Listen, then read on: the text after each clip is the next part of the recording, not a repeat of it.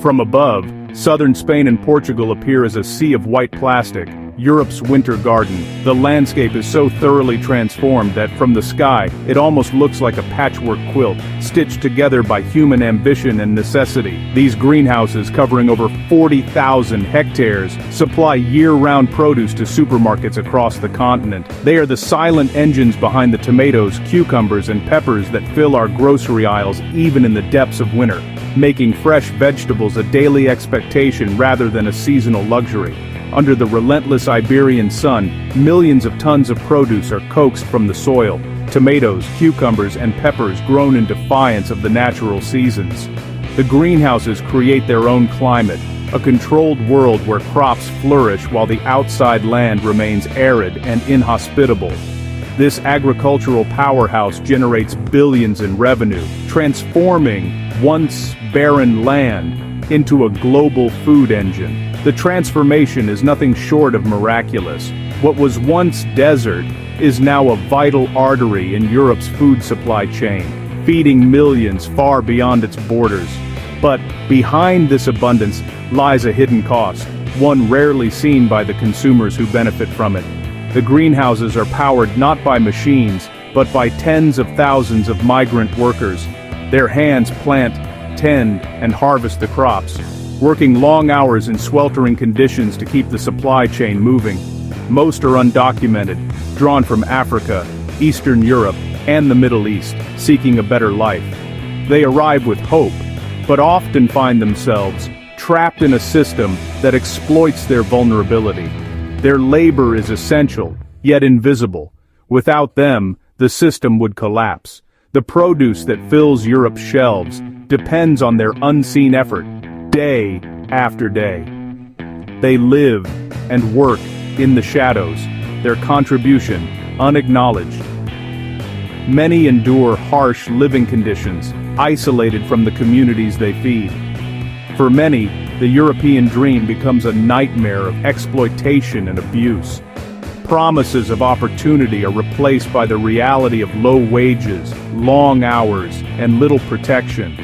Trapped in cycles of debt and fear, they are hidden in plain sight, just hours from the dinner tables they supply. Their stories rarely reach the outside world, lost amid the abundance they help create. This is not a distant story. It's woven into the food we eat every day.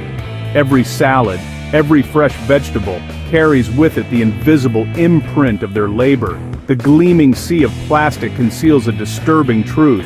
Our convenience is built on human suffering. The contrast between the prosperity of the supermarkets and the poverty of the workers is stark, yet often ignored. The real price of cheap, perfect produce is paid by those we never see. Their sacrifice sustains our abundance, but at a cost that demands to be acknowledged. For these workers, survival means living in makeshift shacks, chabolas, built from scrap plastic and wood. These camps, hidden between greenhouses, lack water, electricity, and sanitation. Families crowd into single rooms, exposed to fire and the elements. Workdays start before dawn and end after sunset. Inside suffocating greenhouses where temperatures soar above 45 degrees. Pesticides are sprayed without protection, causing chronic health problems. Wages are meager, sometimes withheld entirely, leaving workers trapped in poverty. Without legal status, they have no access to healthcare or protection. A simple injury can mean disaster, risking eviction and destitution. They handle perfect vegetables for Europe's supermarkets, yet often go hungry themselves. Their suffering is the silent ingredient in the continent's cheap food. Labor brokers, middlemen, are the architects of this exploitation. They operate in legal gray zones, supplying undocumented workers to farms while evading responsibility. New arrivals have their documents confiscated, trapping them in debt and dependency. Brokers charge exorbitant fees for transport, housing, and tools, creating endless debt bondage. Threats of deportation and violence enforce silence and compliance. Human rights reports detail beatings and disappearances for those who resist. These networks function as mafias, earning millions while controlling every aspect of workers' lives.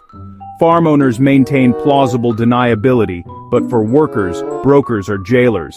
The true beneficiaries are those who profit from this shadow economy. The journey from greenhouse to supermarket is a marvel of logistics, but also a cover for exploitation. Forced labor produce is mixed with legal crops, making origins untraceable. Criminal networks control transport and distribution, laundering profits and moving workers in secret. Police raids uncovered fake contracts and forged IDs, creating a facade of legality. By the time produce reaches supermarket shelves, its dark origins are erased. Shoppers see only perfect vegetables, unaware of the suffering behind them. The system is designed to hide the truth from both retailers and consumers. After months of painstaking surveillance and intelligence gathering, Operation Black Coast launched at dawn, marking a turning point in the fight against forced labor in Europe. The air was thick with anticipation as law enforcement teams assembled in the early morning darkness, ready to move. In a coordinated strike, hundreds of officers swept through dozens of sites across Spain and Portugal. Their mission: to dismantle one of Europe's largest and most elusive forced labor networks, which had operated in the shadows for years, exploiting vulnerable migrant workers. Police stormed labor camps and administrative offices, breaking down doors and confronting traffickers. Over 400 workers were rescued from squalid, overcrowded conditions. Many of them had endured months, even years, of abuse and deprivation. The evidence uncovered was staggering. Investigators found fake contracts, forged IDs, and thousands of copied passports, proof of the industrial scale of exploitation. The paperwork revealed a sophisticated system designed to keep workers invisible and powerless. 27 ringleaders were arrested that day, including key figures who had orchestrated the trafficking and money laundering operations. Their capture sent shockwaves through the criminal underworld. The operation was hailed as a major victory against modern slavery, a testament to the dedication and bravery of those who refused to look away. For the first time, the brutal reality of the sea of plastic, the vast greenhouses of Almería, was exposed to the world. The hidden suffering of thousands of workers was finally brought into the light. But the evidence also showed just how deeply entrenched these criminal networks had become, weaving their influence through local economies and communities. The raids were a wake-up call for authorities and the public alike. A dramatic intervention, but not a final solution to a problem that had grown over decades. The system's roots run deeper than any single operation can reach, tangled in the very soil of the region's prosperity and demand for cheap labor. The fight against exploitation had only just begun, and the road ahead would demand even greater resolve from all those determined to bring justice to the fields of Europe. Operation Black Coast's aftermath revealed a deeper scandal. Leaked audits showed produce picked by forced labor was sold in major UK, German, and French supermarkets. At least 12 global brands were implicated, their ethical sourcing policies exposed as hollow. The relentless drive for lower prices fuels this exploitation. Supermarkets squeeze suppliers who in turn exploit workers. The supply chain isn't just broken, it's structured to incentivize abuse. Retailers promised investigations, but critics say the industry has been willfully blind for years. The scandal demands more than promises. It calls for systemic change. Rescued workers were taken to protection centers, finally safe from traffickers. Authorities hoped for testimony to convict the ringleaders, but most victims remained silent. Fear of retaliation against themselves or families back home kept them quiet. The criminal network's reach extends far beyond the fields. Many victims also feared deportation if they spoke out, mistrusting authorities. Only a handful agreed to testify, making prosecutions difficult. The silence reveals the traffickers' enduring power. True freedom means breaking not just physical chains, but the psychological chains of fear. Without safety and trust, justice remains out of reach. What is the true cost of a tomato? Operation Black Coast revealed its measured and human freedom. Our year-round affordable produce is subsidized by invisible suffering. The system's complicity stretches from farm owners to supermarkets to consumers. Deliberate ignorance allows exploitation to persist, hidden in plain sight. Europe prides itself on human rights, yet modern slavery flourishes in its fields. The price of cheap food is a choice between ethics and convenience. Operation Black Coast forces us to confront the real cost of our comfort. The raids have ended, but the questions they raise still linger in the air.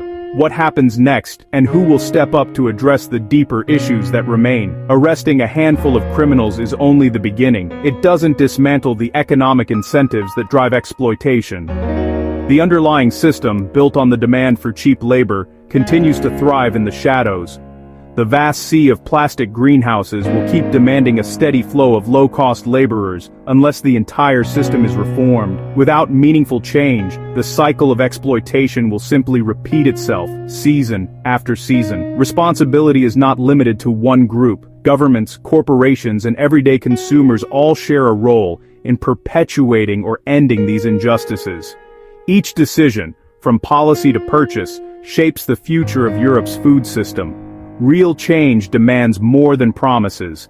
It requires transparency in supply chains, strong legal protections for every worker, and a willingness to pay fair prices for the food on our tables.